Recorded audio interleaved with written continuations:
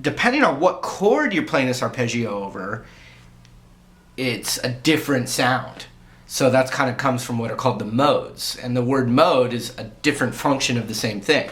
So we're going to call this a C major 7 arpeggio. It's probably the easiest way to, just look at it. But I'm going to show you 3 completely different ways to use this major 7 arpeggio. First thing we want to do, though, is just learn the arpeggio. Here we go. Okay, so I said this was a C major 7 arpeggio. So what we're going to do, though, is we're going to put our pinky on the root. So that's how we're going to find it for the C major 7 arpeggio. So what we're going to do, we see the root. We're going to go like this, though. Ring finger on the 7th fret of the high E. And we're going to...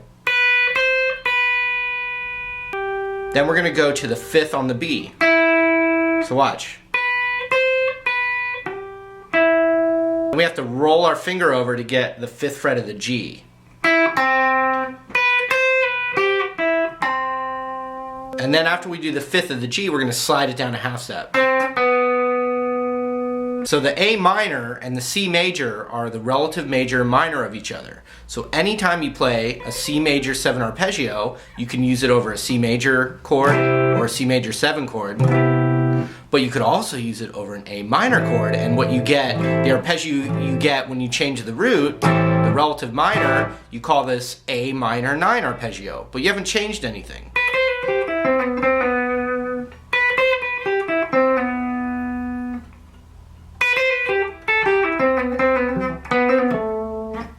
So let's finish the arpeggio all the way over. So we got... Now we got to go like this. Middle finger on the 5th fret of the D. And this will be the weird part. To finish the arpeggio, you got to go ring finger to the 7th of the A. So watch.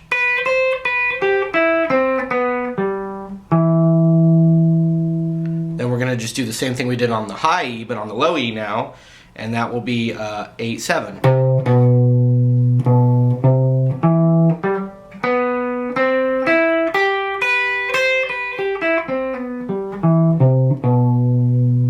So once you learn that, now you don't have to use the whole thing across, but the idea is if you can practice that enough, like let's say maybe 50,000 repetitions, then what you can start to do is just incorporate it into your licks. Even if you're just thinking of the A minor pentatonic or thinking of it as the C major pentatonic, we'll think of it as A minor, and I'll even play that's an A minor chord grooving, right? Watch what it sounds like over that.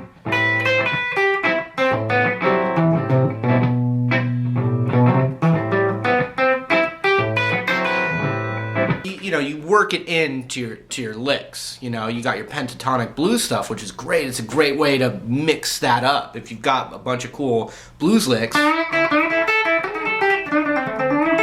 you're working it. You can slide your ring finger into 7 on the high E.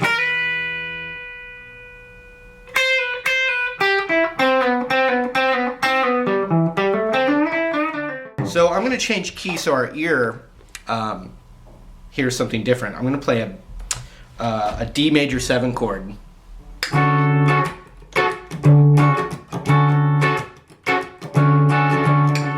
I'm looping it. I'm just going to go with my D major pentatonic scale.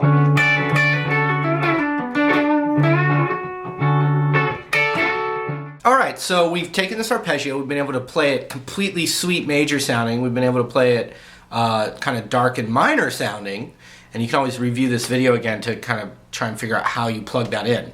But then the last one that you can do is in the dominant, in a jazz blues kind of situation, you can use that arpeggio as well. So I'm going to change keys again. I'm going to play a C9 chord.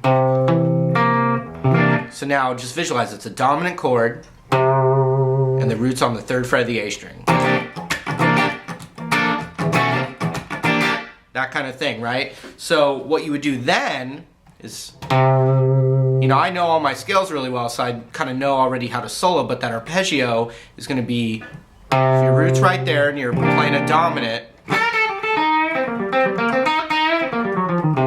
blues, all that's Mixolydian,